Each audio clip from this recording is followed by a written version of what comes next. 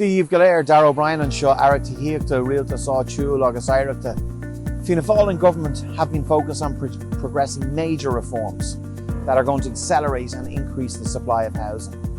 As you'll know, supply is key to resolving so many of our housing challenges, whether it's helping those who are experiencing homelessness into a permanent home, whether it's reducing the numbers on our social housing list, or really addressing our affordability crisis.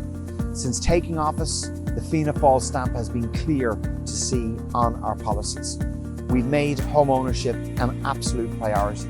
The Affordable Housing Bill and the Land Development Agency Bill are two landmark pieces of legislation backed by the largest housing budget in the history of the state.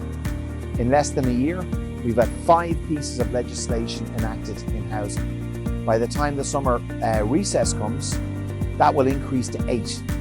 To put it in context, in the previous 4 years, a total of 12 pieces of legislation were enacted in my department. This demonstrates the seriousness with which we are working to address the housing crisis and the speed in which we're doing so.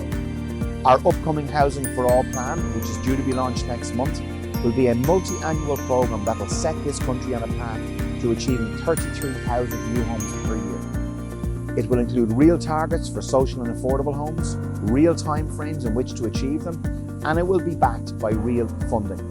It will centre on activating supply, on addressing unacceptable vacancy rates, on tackling homelessness, and on social and environmental sustainability. Fianna Fáil has always been known as the party of home ownership, and we're determined to make this a reality again. Darragh